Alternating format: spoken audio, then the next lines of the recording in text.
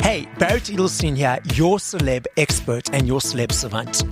Celeb Savant is a weekly entertainment show. We have long-form career retrospective type interviews with celebrities, singers, actors, and industry experts. Mayorkun is a Nigerian-born rising star. From his debut solo single, Eleko, which was released under Davido's Music Worldwide and charted #1 in Nigeria, to his 2017 smash Mama, which enjoyed multiple weeks at the top of the streaming charts across the African continent. Other hits including Cheche Bobo featuring Davido, Up to Something, Gang, and Of Lagos. Mayorkun has emerged as one of the most consistent artists from Nigeria in recent times. His debut album, The Mayor of Lagos, peaked at number 15 on the Billboard World Albums chart and has amassed over 200 million streams to date. He was a surprise guest during Davido's Wireless Festival set in 2018 and also performed at the O2 Arena in London in 2019, before proceeding to sell out his first headline concert in the UK and Canada months later. Mayorkun was Nigeria's Artist of the Year in 2020 with back-to-back consecutive #1 singles and collaborations. And he's just getting started. Up next on Celeb Savant, we've got Mayorkun. Where do we find you in the world and how are you doing? First of all, I'm doing very, very fine. I'm really excited to be on this show right now. I'm in Lagos. Yes. I'm in Lagos just chilling, man. Just chilling. Chilling. Yeah. Okay, so let's rewind to the very beginning. At what age did you think, cool, I want to be in the music industry, whether it was a child or teenager or whatever age? And how did that journey progress to where we are today? I think honestly, he kickstarted when I was like a teenager, but I already started doing music from like a very young age, like in church with my parents, with my friends and like girlfriends and all that at that time. But yeah, it really started when I was like about 13. That was when I really took it as, oh yeah, I want to be in this industry and everything. But you know how life goes and you get into other things and just get your dreams and everything. But I think in 2015/16, I met Davido and that was kickstarted professional system, yeah. And how did you meet Davido? Thank God for social media. I met him through Twitter. Oh, okay. I posted a video of myself singing, doing some, yeah. Yes. So he liked, followed, and we spoke in my DMs, and I linked him then. That was how we started. You been creating music for about 6-7 years. So 6-7 years, yeah. From 0 to 3 minutes or 4 minutes, what is your creative brain? How do you create music? Is it easy every time? What invigorates or what inspires your music stories? Let's dive into your musical brain. Me, for one, like I like to think about what I go through. I would like to consider myself as human as possible. And I feel like whatever I'm going through, at least, if not everybody, at least half of the people listening to me are going through the same stuff. Yeah. And they can relate. So most times when I'm in like a phase in my life, whether I'm happy, I'm sad, I'm excited, I make music about my different emotions at different times. Like my recent project carries how I felt at the time I recorded, the happenings, the things that just happened at the time, people I met, people I interacted with. That's how I make music though. Before I go into the studio, it's not like I have like something in my head, but when I hear the beats and it resonates with a particular experience of mine at that time, that's what I sing about and write about, yeah. Okay, so you mentioned your recent project, so let's dive into that a little bit more. So I'm sure they're all your favorites, but let's dive into each of the songs. Yeah. The latest project is called Love for Free. Yes. And it just all stemmed from me finding out that nobody loves for free, basically. Everybody loves you for something. You love people for something. So yeah, that came out of my own personal experience with like a friend.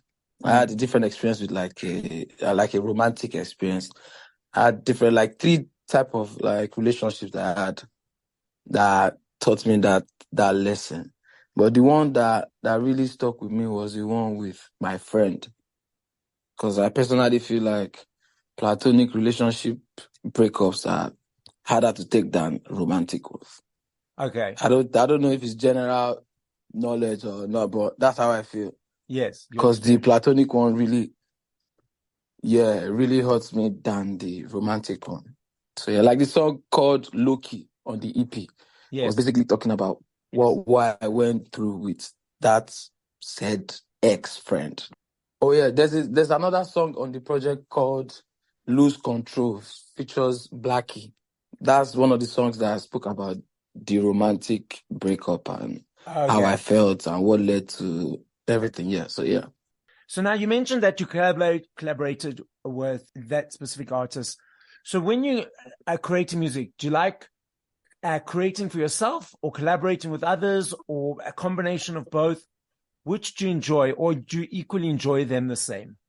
I think the one that makes perfect sense to me is when I'm writing for myself and I get an artist that is on the same brainwave as I am at that time, and Okay. that Yes. explains the song with Blackie. Because while I was making it, I think he was going through like a similar, or he has been through that type of stuff. Because Okay. when he made the verse, he did it in like 20 minutes, and I could tell that I was singing straight from the heart. Do you enjoy creating music videos? And how much input do you have on the behind the scenes production, direction, and so forth? Um, Before I contact my video directors, I always have like, because I make the music myself. So Yes. I already have like a vision for what I want the videos to look like. Okay. But I've been blessed to have worked with like video directors that are open to my ideas.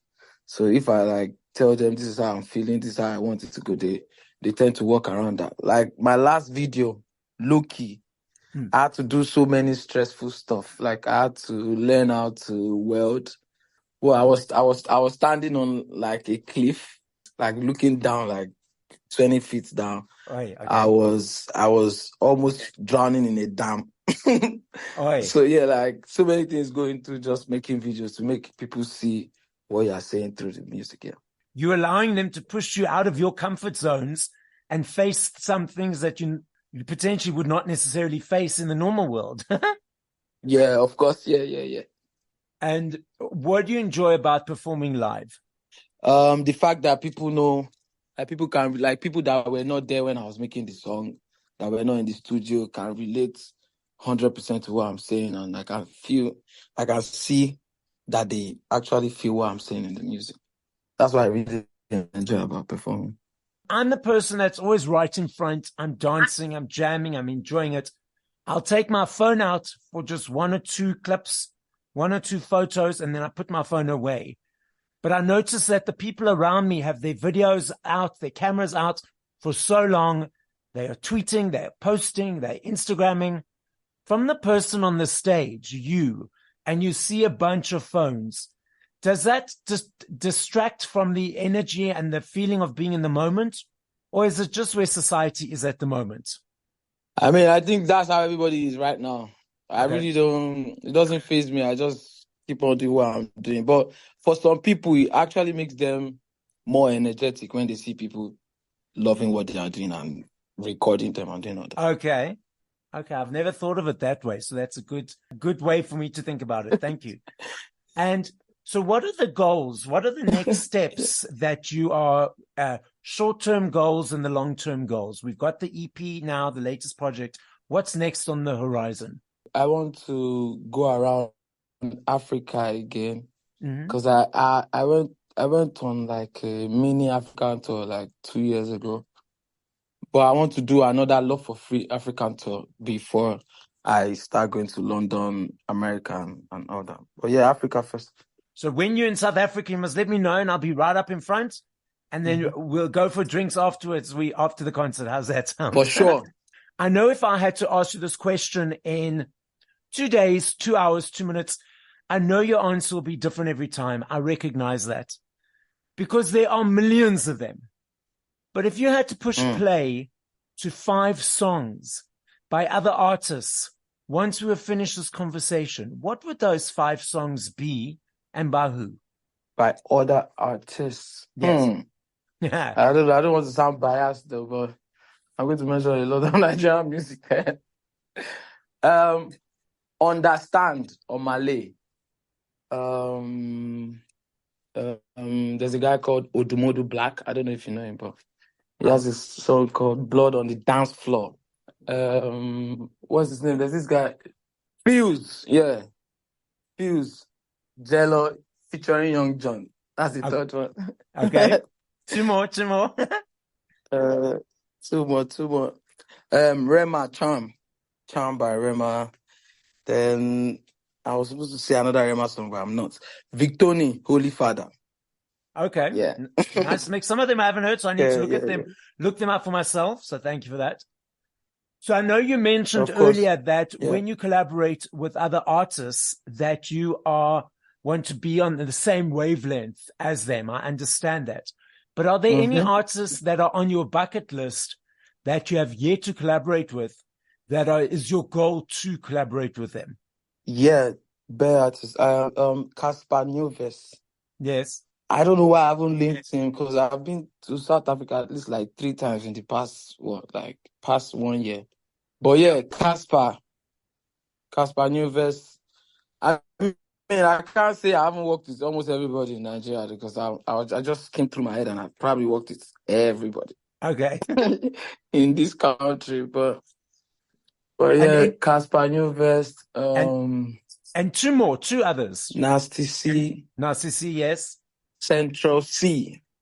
Okay, so not in that group. So let's put it out there in the next year, or once you've done your tour, and these are the artists that will be on your next collabs. I'm looking forward to seeing that and hearing that. For sure. I'm working on that for sure. Brilliant.